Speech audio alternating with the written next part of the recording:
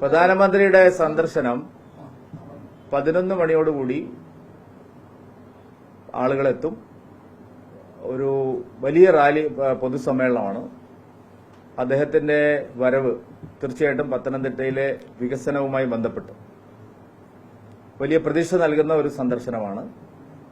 പത്തനംതിട്ടയ്ക്ക് വികസനം കൊണ്ടുവരാൻ കഴിയുന്ന ഒരു ജനപ്രതിനിധിയെ ജയിപ്പിക്കാൻ എൻഡിഎയുടെ സ്ഥാനാർത്ഥി ശ്രീ അനിൽ ആന്റണിയെ വിജയിപ്പിക്കാനുള്ള ആഹ്വാനവുമായിട്ടാണ്, അഭ്യർത്ഥനയുമായിട്ടാണ് പ്രധാനമന്ത്രി വരുന്നത്. പ്രധാനമന്ത്രിയുടെ സന്ദർശനം വൻ വിജയമായിരിക്കും. കഴിഞ്ഞ 4 തവണ പ്രധാനമന്ത്രി കേരളം സന്ദർശിച്ചപ്പോഴും അഭൂതപൂർവമായിട്ടുള്ള ജനപിന്തുണയാണ് അദ്ദേഹത്തിന് ലഭിച്ചത്. ഇപ്പോൾ ഉണ്ടായിക്കൊണ്ടിരിക്കുന്ന എല്ലാ മാറ്റങ്ങളും ശ്രീ നരേന്ദ്രമോദിയുമായി ബന്ധപ്പെട്ട് നടക്കുന്ന ചർച്ചകളാണ്. കേരളം നരേന്ദ്രമോദിയെ സ്വീകരിക്കുക, അതാണ് ഈ തെരഞ്ഞെടുപ്പിന്റെ ഏറ്റവും പ്രധാനപ്പെട്ട സവിശേഷത. പാലക്കാടും 19-ാം തീയതി അദ്ദേഹം ഒരു 10,000 പങ്കെടുക്കുന്ന റോഡ് ഷോയിൽ പങ്കെടുക്കുന്നു. എല്ലാവരും സഹകരിക്കണം.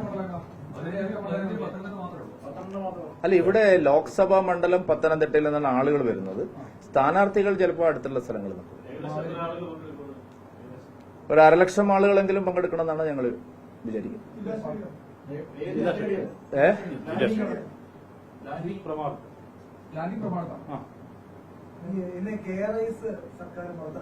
ഒന്നും കിട്ടാനില്ല സാർ, എവിടെയും കിട്ടാനില്ല. ഇത് ഇവരുടെ എല്ലാം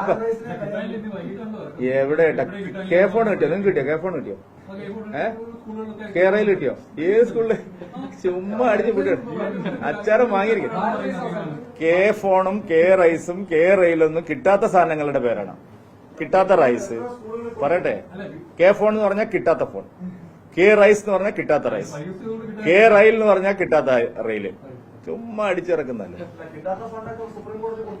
എന്ത് കൊടുക്കുന്നു? ഒന്നും കൊടുത്തിട്ടില്ല, ഒന്നും കൊടുത്തില്ല. സുപ്രീം കോടതി വായ്പ എടുക്കാൻ കൊടുക്കുകയാണ്. അവകാശമല്ല, അവകാശമല്ല. ഗവൺമെന്റ് ഒരു സഹാനുഭൂതി കാണിക്കുകയാണ്. എന്താ വേണ്ടത്? ബാക്കിയുള്ളവർക്കെല്ലാം കൊടുക്കുന്നുണ്ടോ? ഒന്നുമില്ല. അതെന്താ വെച്ചാല് ഞാനൊരു കാര്യം പറയാം. കേന്ദ്ര ഗവൺമെന്റ് അങ്ങനെയാണ്. ഇവർക്ക് ചോദിക്കാത്തതും കൊടുത്തിട്ടുണ്ട് കേരളത്തിൽ.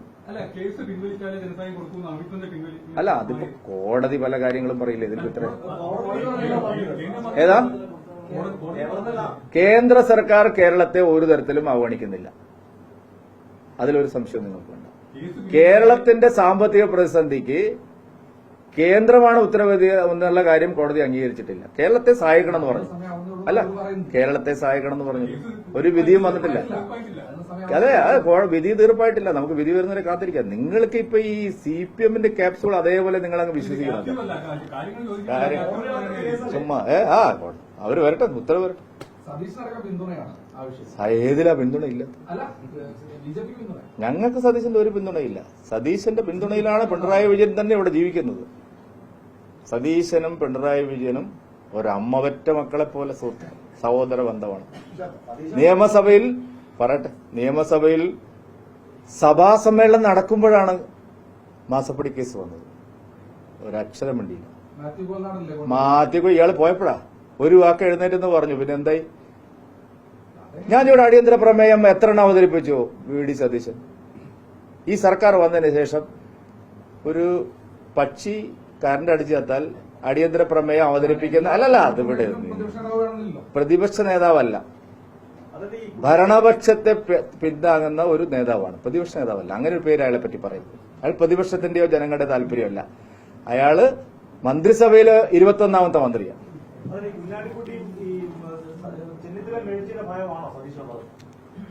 അല്ല, സതീശനെ പോലൊക്കെ ഉള്ള ആളിനെ എത്ര വരാനിരിക്കുന്നു അതിൽ കണക്കുന്നു. എന്ത് സംശയം? കുഞ്ഞാലിക്കുട്ടിക്ക് രമേശിന് മാത്രമാണ്. ഞാനോ? കോൺഗ്രസിനെതിരെയോ? കോൺഗ്രസിനെ സതീശനെ ശക്തമായി വിമർശിക്കുന്ന ഞങ്ങളാണ്. പിണറായി വിജയന്റെ കയ്യില് സതീശന്റെ പുനർജനി കേസിന്റെ എല്ലാ വിവരങ്ങളുണ്ട്. ഇന്നേ വരെ വിളിച്ചില്ല. ഈ ലൈഫ് മിഷൻ കോഴ പോലെ തന്നെ വലിയൊരു തട്ടിപ്പാണ് സതീശൻ നടത്തിയത്.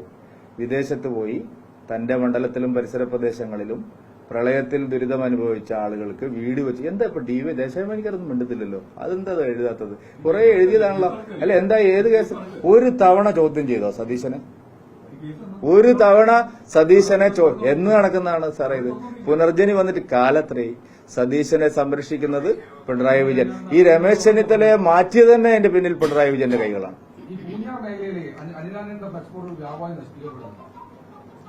പൂഞ്ഞാർ മേഖലയിൽ മാത്രമല്ല, അല്ലാത്ത സ്ഥലത്തുണ്ട്. UDF-നും LDF-നും പരിഭ്രാന്തി തുടങ്ങി നിങ്ങൾക്ക് മനസ്സിലായല്ലോ. അതുകൊണ്ട് ആ ഫ്ലക്സ് ബോർഡ് കീറിയാലൊന്നും കാര്യം നടക്കില്ല.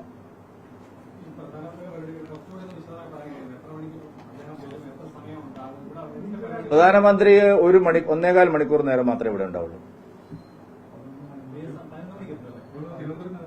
12 മണിയോടുകൂടി അദ്ദേഹം വേദിയിലെത്തും. 1:15 അദ്ദേഹം പോകും. തിരുവനന്തപുരത്ത് അദ്ദേഹം വിമാനം ഇറങ്ങും. ഹെലികോപ്റ്റർ മാർഗം പത്തനംതിട്ടയിൽ വരും. അവിടുന്ന് വേദിയിൽ വരും. റാലി അഭിസംബോധന ചെയ്ത് അദ്ദേഹം കൊച്ചിയിലേക്ക് മടങ്ങിപ്പോകും. അവിടുന്ന് തമിഴ്നാട്ടിലേക്ക് പോകുന്നതാണ് ഇതുവരെയുള്ള ഇൻഫർമേഷൻ. നേരത്തെ തുടങ്ങും. 11 മണിക്ക് മുമ്പ് തന്നെ ഞങ്ങളുടെ യോഗം തുടങ്ങും.